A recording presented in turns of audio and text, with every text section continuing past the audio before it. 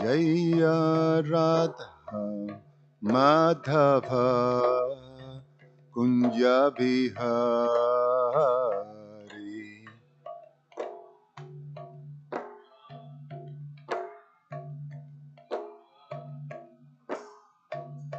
Jaya Gopi Janabala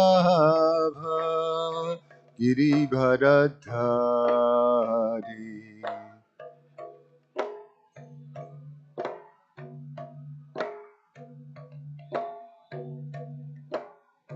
Jashodanandana Braja Janaranjana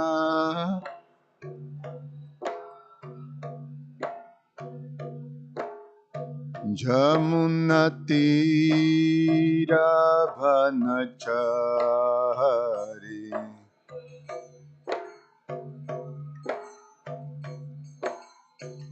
Jaya Radha Madhava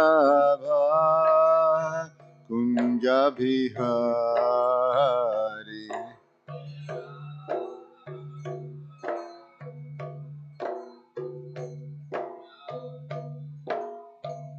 Jaya Radha Madhava Kunja Bihari.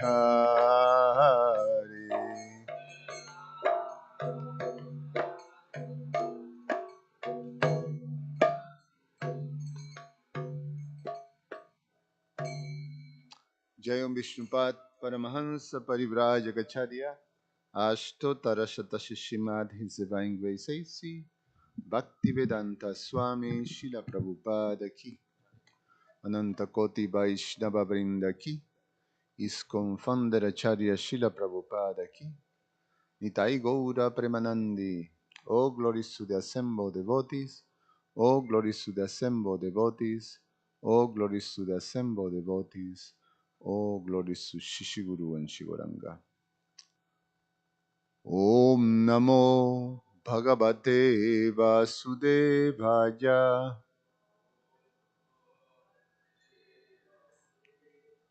Om Namo Bhagavate Vasudevaya. Om Namo Bhagavate Vasudevaya.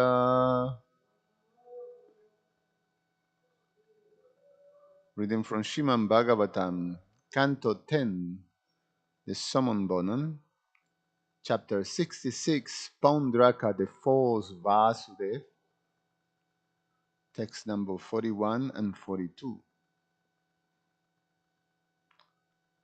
Text number 41. Chakrancha Vishnutat Anupravishtam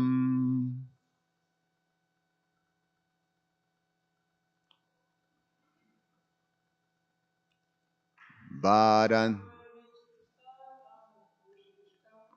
Varanasin Satasavala Japanam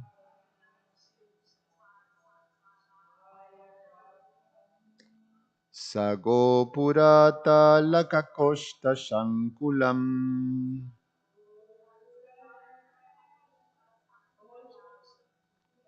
Shako Shahasti Aswaratana Shalinim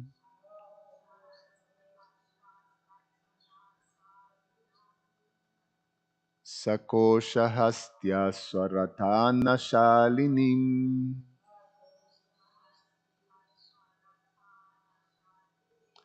Chakrancha Vishnustadanu Pravishtam Varanasim Satasabala Japanam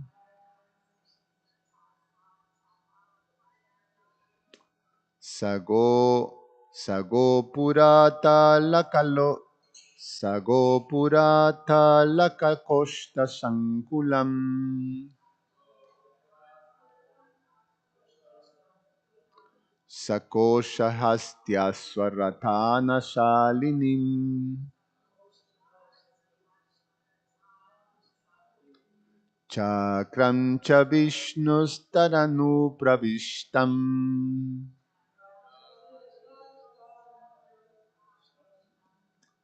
Varanasin Shatashabala Japanam Sago Purata Lakakoshta Shankulam Sakoshahastya Swaratana Shalinim. Please chant.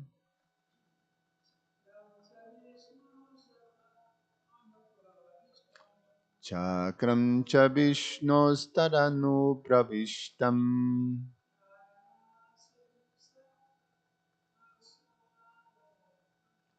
Varanasin Satasabala Japanam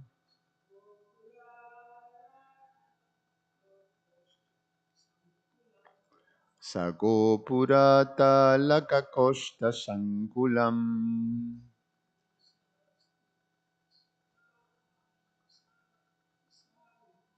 Sako Sahastya Swaratana Shalinim.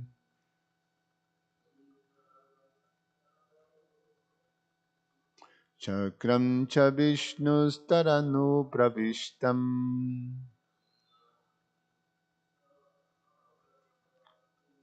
Varanasin Satasabala Japanam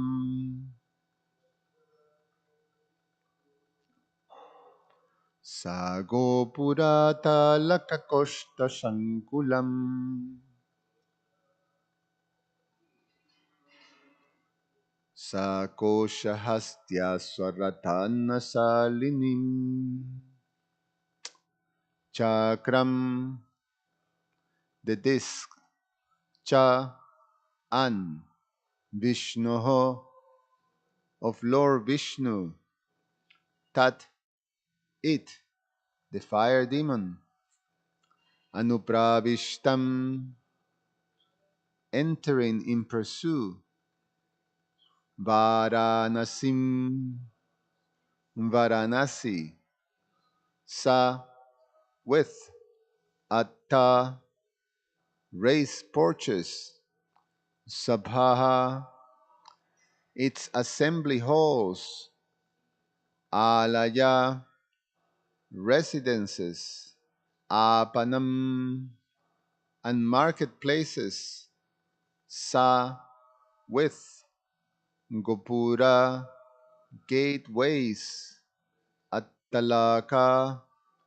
watchtowers, Koshta, and warehouses, Sankulam, crowded, Sa, with, Kosha, banks, Hasti, for elephants, Aswa, horses, Ratha, chariots, Anna, and grains, Salinim, with the buildings. Translation by the disciples of His Divine Grace A.C. Bhaktivedanta Swami Srila Prabhupada Ki Jai. Lord Vishnu's discs also enter Varanasi in pursuit of the fire demon and proceed to burn the city to the ground, including all his assembly halls and residential palaces, with raised porches, its numerous marketplaces, gateways, watchtowers, warehouses, and treasuries, and all the buildings housing elephant, horses, chariots, and grains. Text number 42.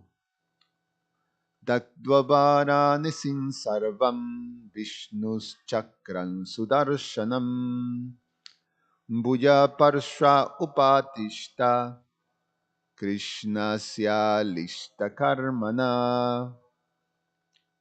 Translation: after burning down the entire city of Varanasi, Lord Vishnu's Sudarshan chakra returned to the side of Sri Krishna, whose actions are effortless. Om Agyana Timirandasya Gyananjana Shalakaya Chakshur Ummilitam Yena Tasmai Sri Gurube Namaha. Namo Vishnupadaya Krishna Prasaya Bhutale Srimate Romapada Swami Iti Namine. Namo Vishnupadaya Krishna Prasthaya Bhutale Srimate Bhakti Vedanta Swamin Iti Namine. Namaste Saraswate Deve Gauravani Pracharine Nirveshesha Shunyavadi Pashatya Deshatarine Vanchakalpa Tarubhyascha Kripa Sindhuvya Evacha Patitanam Pavanebhyo Vaishnavebhyo Namo Namaha.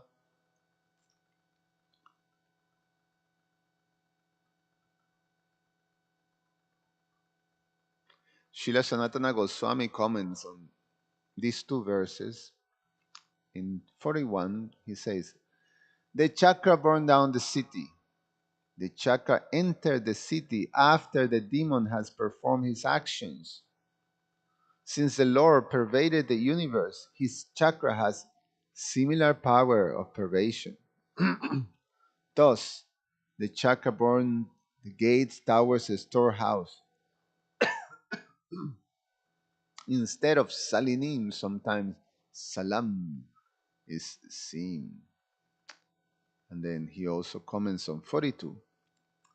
The phrase burning down is repeated to emphasize how the chakra completely burn everything. Thus, it is called the chakra of the pervading Lord Vishnu.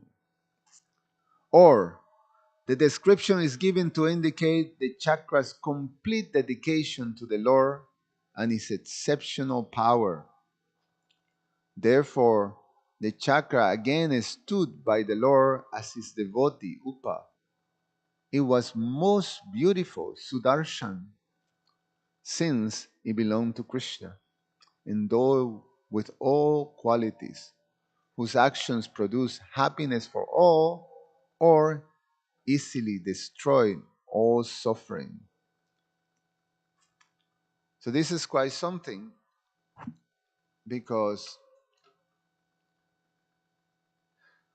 the Sudarshan chakra, the description is that it completely destroyed, utterly destroyed a whole city.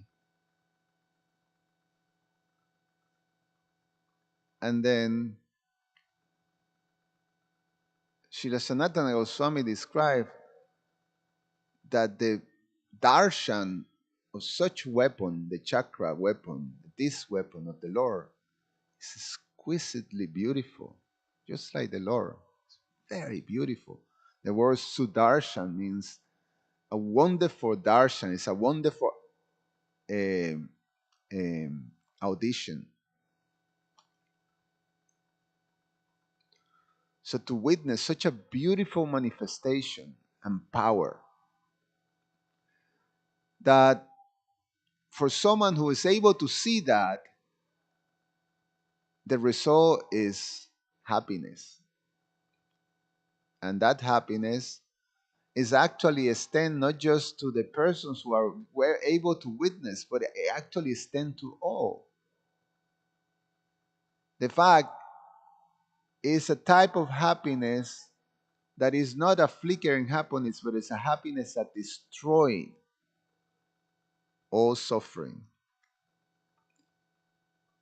So this is a reality, it's a transcendental reality. Now, from the perspective of the external situation in which the destruction of a complete city had happened with all his armies and the leaders and the intelligentsia or the Brahminical class who was supporting such demoniac leaders.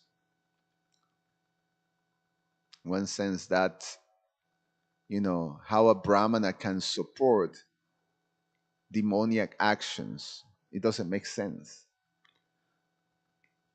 So, but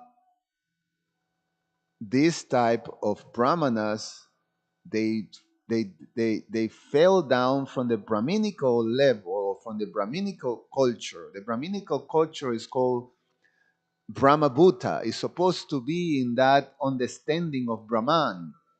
But when that Brahminical culture is overcome um, by demoniac propensities, then something happens, and Krishna describes that as Mayaya Aprahita Jnana. Their Jnana is being stolen by illusions. They've been overcome by illusion. And it happens. I mean, that term, Mayaya Aprahita Gyan, the Gyan, the intelligence is taken away. So all of them become, they were destroyed. The king, the king's army, all the soldiers, including the weapons, including the paraphernalia, including the vehicles, the chariots, including the horses, elephant, camels, everything got slaughtered. Everything. The description is that the scene of the battlefield was so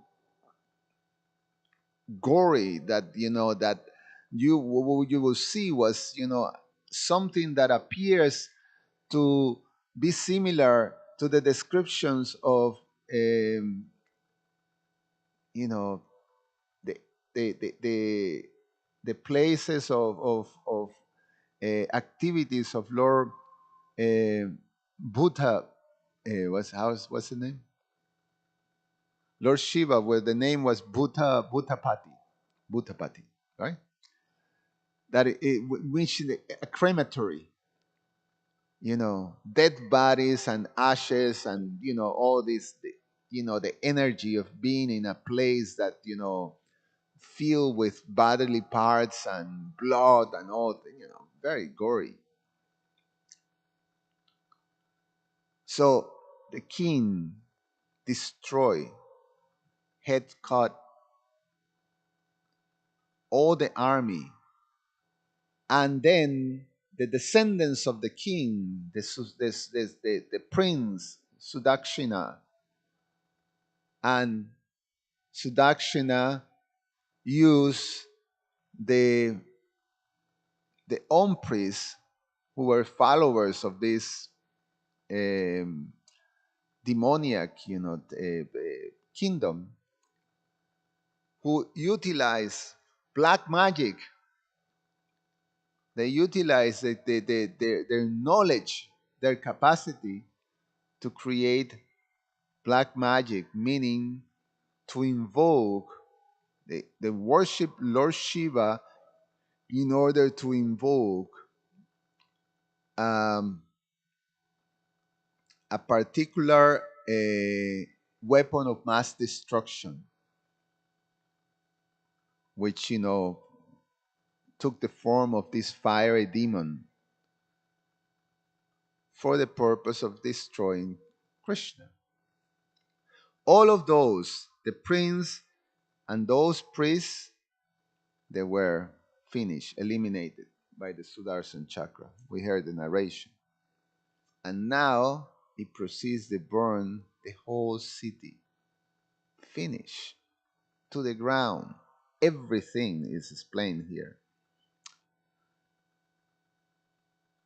Now, from the perspective of Srila Sanatana Goswami, this was not only beautiful to witness, but actually is something that at the end produces happiness for all. So, what does that mean? Because we observe these type of situations that are consistently happen throughout the world. There is always this conflict that takes a form of warfare.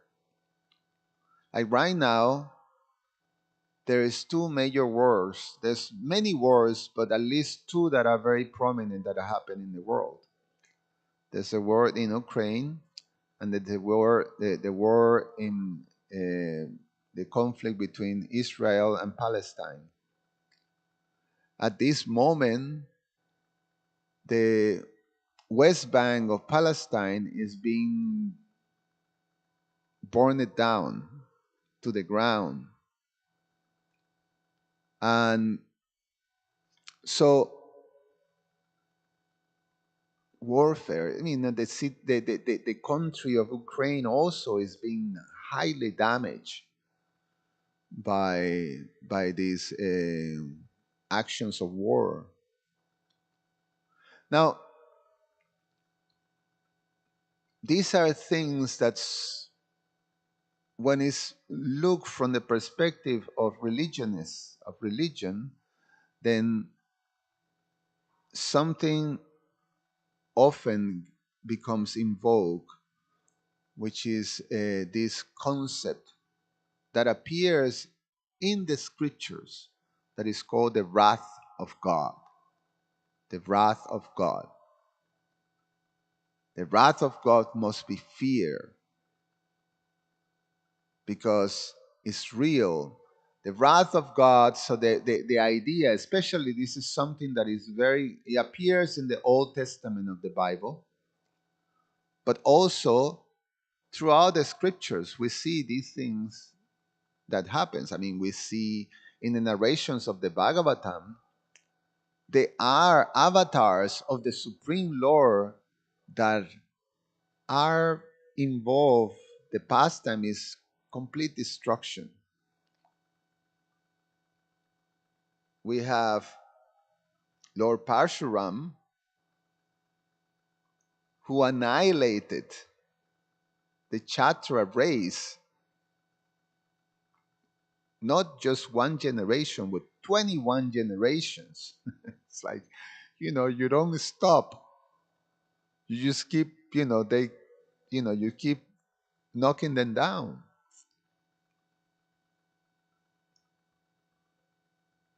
So that's a long period of time. We have Lord Nrsimhadev, who basically annihilated the whole kingdom of Hiranyakashipu, who was basically the ruler of the universe. Powerful. We have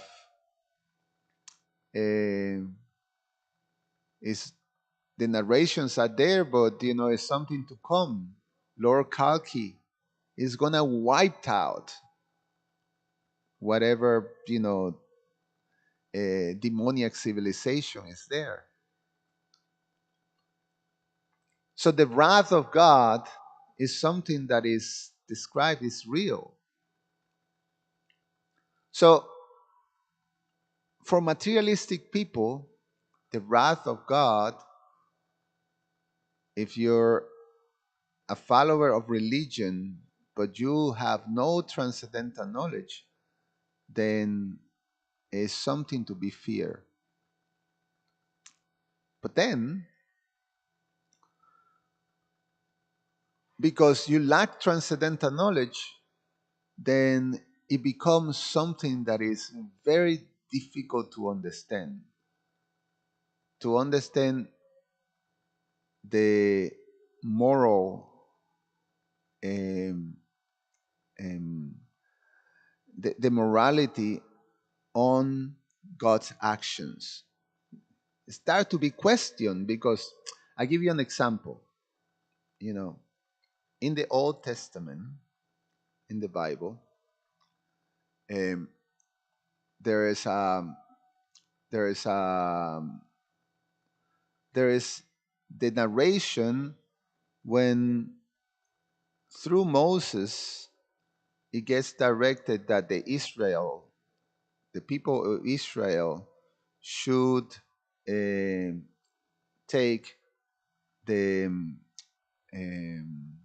the land, the chosen land, the sacred land.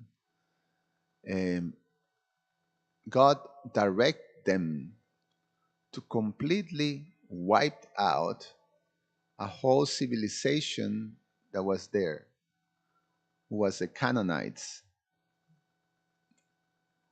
It was a civilization that was very corrupted.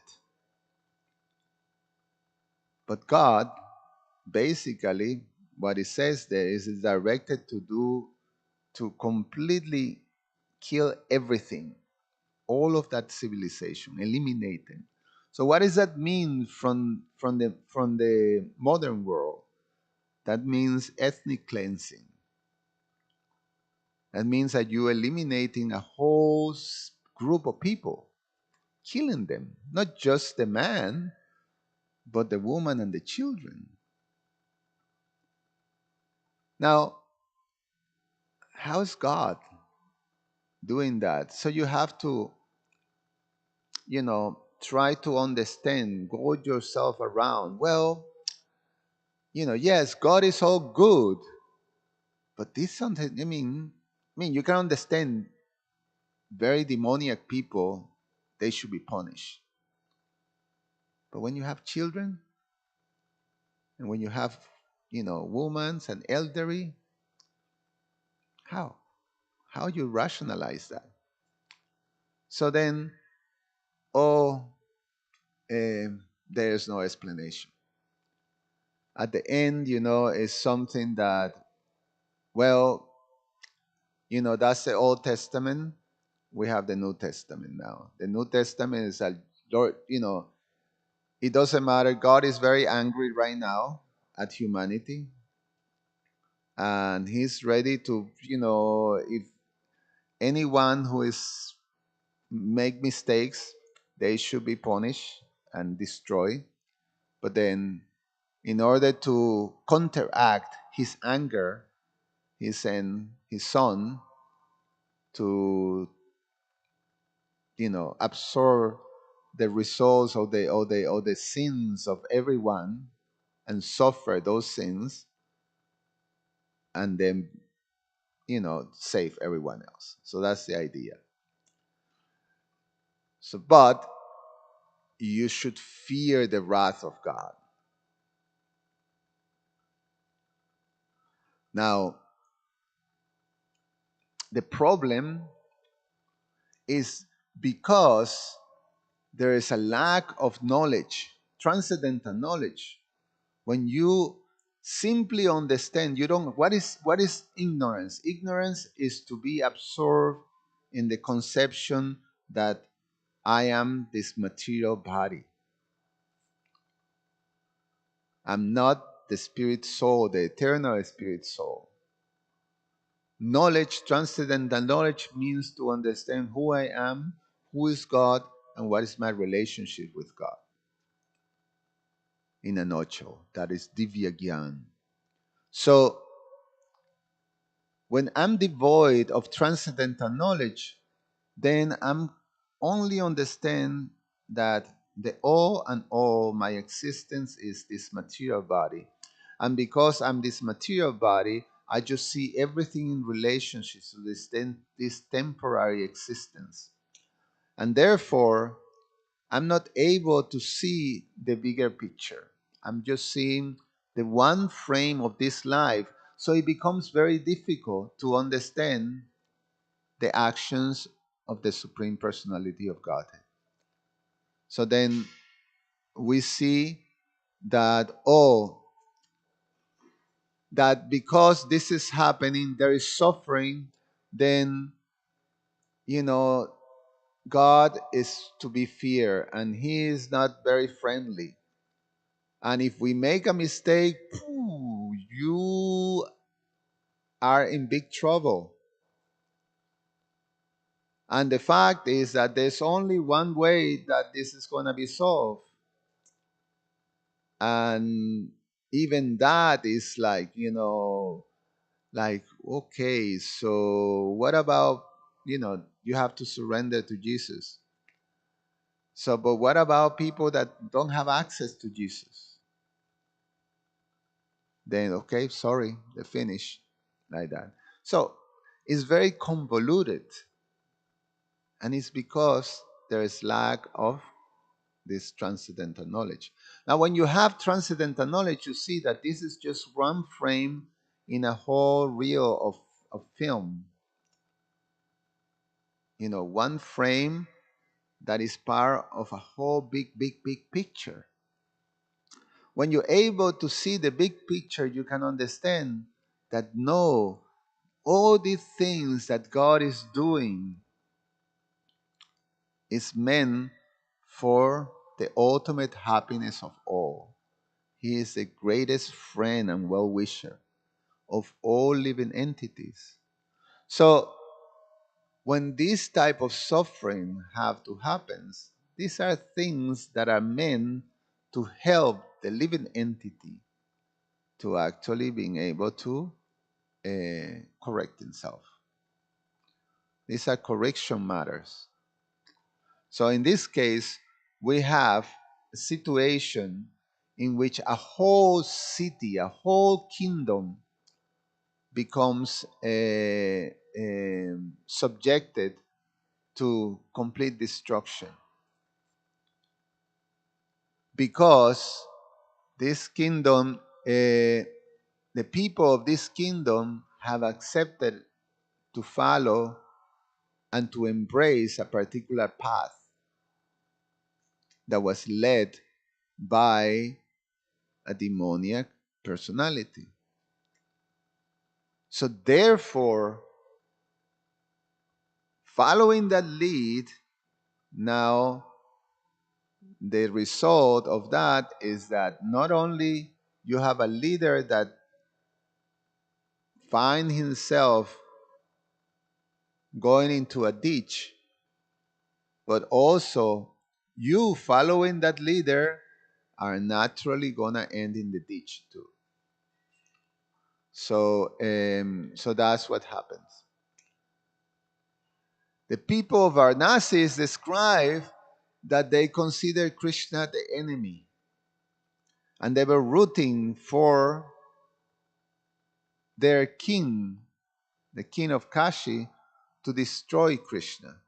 In fact, when the head of the king of Kashi rolled into the gates of the city of Varanasi, they immediately thought, oh, this must be the head of Krishna that the great king, our great king and leader, has caught and is throwing it at us so we can cheer, the victory and over our enemy. That was their mood. They accepted that. And therefore, now the consequences.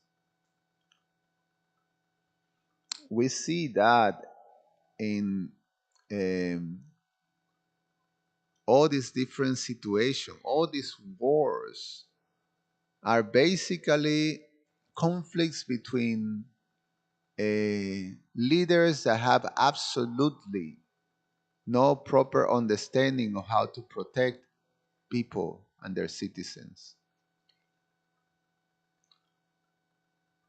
They have no understanding of how to carry things according to the laws that are there prescribed by the Supreme Personality of Godhead.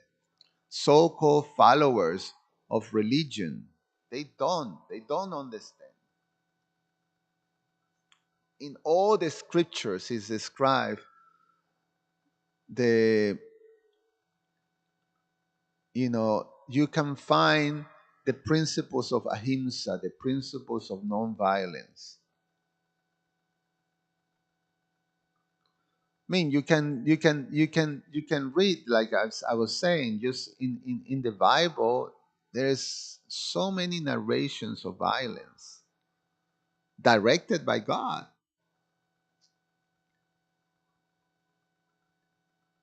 But in the Ten Commandments that is given, the first commandment is that you should love your neighbor uh, as you love God. So what does that mean? You should love everyone, you know, in that way. You shall not kill.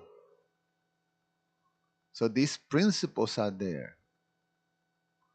The principles of goodness and well wishing and service, devotion. These are part of all revealed scriptures. The encouragement to understand the laws of God properly is there. But when there is lack of transcendental knowledge, then everything just goes down. Everything just goes down. So then Krishna has to organize some way of creating a situation that is very dramatic, that will uh, help the living entity correct. The fact the whole material world is designed like that. There's no such a thing of happiness. There's only at the end what we experience in materialistic life is defeat and misery. Therefore, this word is described as dukkhalayam. Dukkhalayam. So it's a word of misery. That's it. So if this is a word that is designed to have misery, what is this that Srila Sanatana Goswami says that produces all happiness? Is the wonderful pastimes of the Supreme Lord. That's where the happiness lies. That's when when we connect to the the the happiness of the soul. When we connect in devotion to the personality of Godhead by absorbing ourselves in His wonderful activities. If we can understand that, Krishna says that yes, He comes to this world every millennium. He comes to this world. And He comes to this world not only for two things: to give happiness to the devotees by His activities and by His appearance, Yamma Karma Chame Divyam. So, by His appearance and by His activities, He gives pleasure to the devotees, He gives happiness. So, He bestows the happiness, but He also bestows the destruction. Vinasaya Chaduskritam. Vinasaya means destruction. He destroys. So these two things are there. The destruction will happen. But within that destruction, you can, depending of where you are, if you are under the protection of transcendental knowledge, you will see happiness. But if you are under the influence or you are victimized by ignorance, then you will see destruction. And what destruction does to you, it takes away everything you put your faith on, and you invest what you have in this ignorant pursuits. And then when all those things take away, you have nothing else but just to, you know, um, being open to being rescued. So, so is the process, is how the material world is is designed. So much suffering by your choices you can take. At one point, it's gonna click. Why am I doing this over and over and over? Why am I suffering?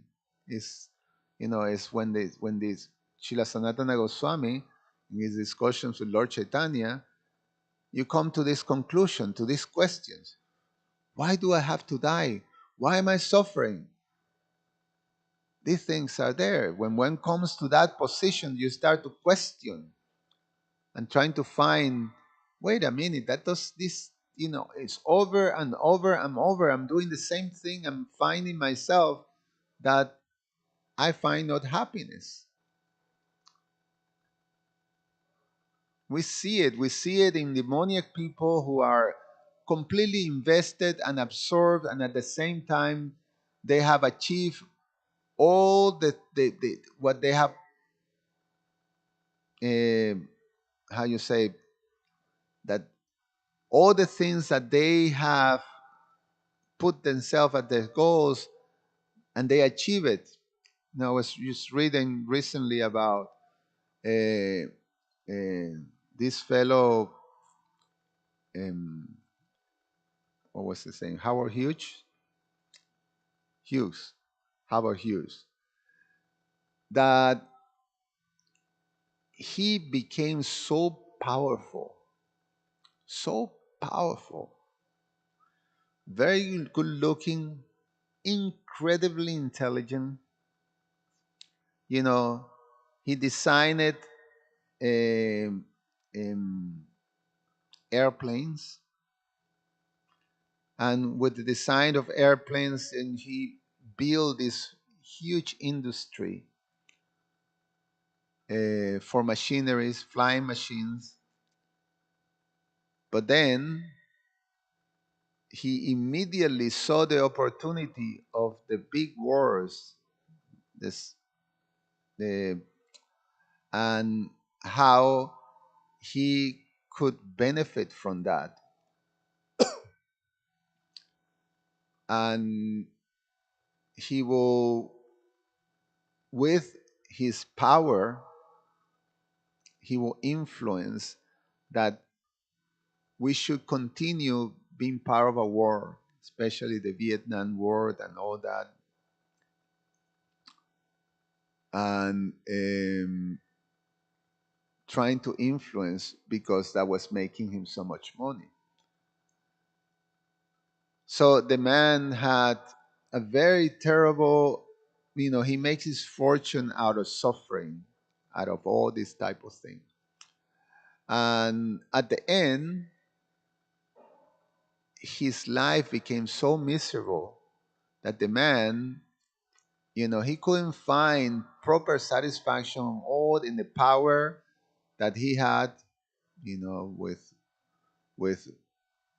finances, with money, with everything, that at the end he was so miserable he became a hermit, that he didn't bathe, he cut his nails, he was just afraid, that if he comes out there will be germs, and anyway he just died miserably like that. So over and over we see these things, and at the end, one point, there will be something that will click. One of the frames of the big picture, after suffering and suffering and suffering, birth, death, old age, disease, over and over, then something will come out. Meanwhile, this world is just designed like that. There will be miseries, threefold miseries. It's the way Krishna designed how to uh, create the situation by which people who perform sinful activities becomes corrected. So there will be miseries caused by other people in the form of wars, or other living entities in the form of um, diseases and all these type of things. There will be miseries caused by um, material nature. There will be, great earthquakes and different disasters, hurricanes, and things like that, that are caused by material nature, that also causes a lot of destruction and misery. And there will be miseries caused by your own mind and your own body. So these things are there. The threefold miseries are meant to help us at one point sort of snap out of the mode of ignorance and search for the truth. So once you actually connect to the truth, then you will see that all these circumstances are nothing but Krishna's mercy. And within all these circumstances, there is happiness to be found and there is beauty. So the, the Lord's arrangements are perfect, perfect and beautiful to witness.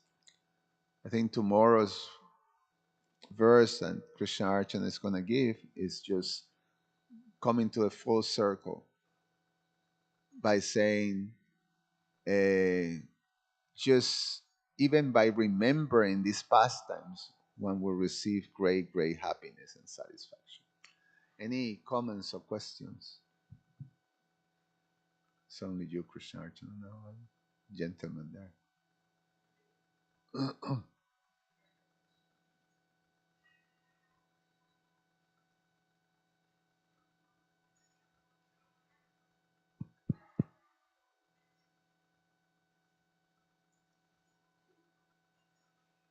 So it seems that, based on your painting the picture of uh, uh, from a different religious tradition, a Christian or Judaic religion, religious tradition, that the idea of God is more as a wrathful God. And obviously the Vedic conception is of a completely loving God.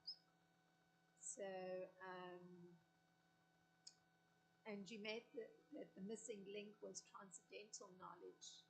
So the transcendental knowledge means that a tradition that's viewing God as a wrathful God would not actually have the understanding that the physical arrangement made by God is actually one that allows one to connect more with Him and so transcend suffering. Rather, it's seen as one has to resist the suffering or see God as being at fault for creating one's suffering. Yeah. Yeah, it's like that. I mean, Srila Prabhupada narrates how, um, atheism became prominent after the Second World War, especially among the women who were praying for their sons and husbands to come back. And when they didn't come back, then they felt let down by God. So it must be that God doesn't exist, you know, and or is a callous God. And the whole thing about bad things happens to good people. How do you ever explain that? And there's, like there all these moral conflicts that are there. Like for example, people right now are trying to uh, to make sense of the destruction that is happening between Israel and Palestine right now. So, you know, because of lack of transcendental knowledge, whatever position you take is morally questionable. If you take the position of Palestine, it's morally questioning. If you take the position of Israel, it's morally questionable. And it's because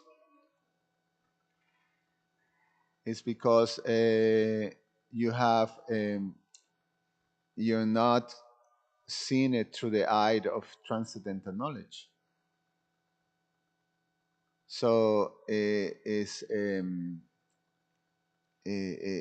not simple. You have to have that education, and that is the duty of the religious leaders. to give that type of transcendental knowledge. But when religious leaders don't have transcendental knowledge, then there is no, there is they people will have a difficult time to understand these things. So in reality, you have to go through the, the suffering will lead you at the end to question these things and eventually to the proper understanding. Eventually, I mean, it may take long time for some deep ignorance, to break through. But then that is the importance. Prabhupada said this movement, Krishna conscious movement, is meant to save the world. It's meant to save the world.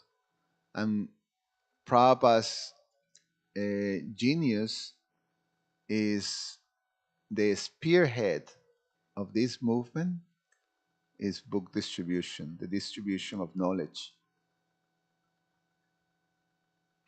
And the heart or the purpose of this movement is an educational. So when we read the seven purposes of ISKCON, it's all about, most of them is just about educating. And then there's some about making a facility for a cultural, and for a places of gathering to become educated. So printing books and education. That's ISKCON, function. And Prabhupada said it will save the world.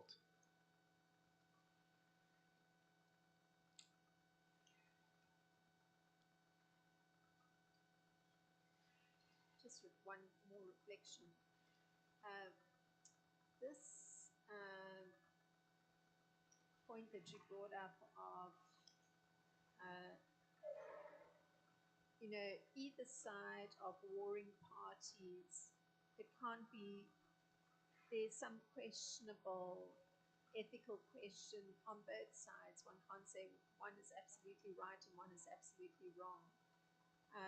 So, in fact, it means that, um, if you were to generalize, you could say that on a platform of ethics like good and bad, or just plain morality, um, it's imperfect unless there's the component of connection with the Supreme Lord to, uh, that actually casts a different light on what's ethical and what isn't ethical. Yeah, yeah. At the end is, the result of unhappiness and miseries and all that is just a lack of God consciousness. And at the end, really, it falls down on the leaders. When the leaders are failing to create an atmosphere that fosters, you know, the connection with God, with Krishna, uh, then um, then everything is vulnerable to this type of conflicts. And at the end, it's just that. At the end, it falls in the leaders. Like the incapacity to accommodate something that is different, you know, in terms of thinking, in terms of culture, in terms of uh, customs, then uh, beliefs, natures. When we have a difficult time of accepting that, or embracing that, or respecting that, or valuing that, then you prove that you're seeing things under the influence of the bodily conscience of life. Therefore, you're not able to see any other reality but your reality. So then, when you're a leader, and a leader in a world that is full of diversity, and you're not able to facilitate and protect all kinds of different natures and different realities under the one common things that we are all connected to the Supreme Personality of Godhead. We all have that central spiritual reality and central purpose, which is going back home, back to Godhead. Then it will be conflict. It's just natural. So, we see the people of Varanasi are basically having to face the consequences of accepting and following a leader that was, ignorant, that was completely absorbed in ignorance and animical to the personality of Godhead. So, so at the end is that people will follow. People will follow. So the position of the leaders is huge. It's a huge responsibility because common people will follow the leaders. That at the end, the followers are accountable, and that's what we see now. You know, Krishna, either personally or either indirectly or indirectly, will completely hold you accountable. And one may see it, oh, he's angry. But in this case, you see, Krishna was not angry. Krishna was playing dice. And then, oh, okay, Sudarshan, you go. Like that. And he continued doing his thing. So, yeah, it's quite something. And anyway, we should stop here. Thank you. Oh, Prabhu, unless you would like to say something, or no, you okay? Thank you. Yeah. Grantra Shiman Bhagavatam ki jai.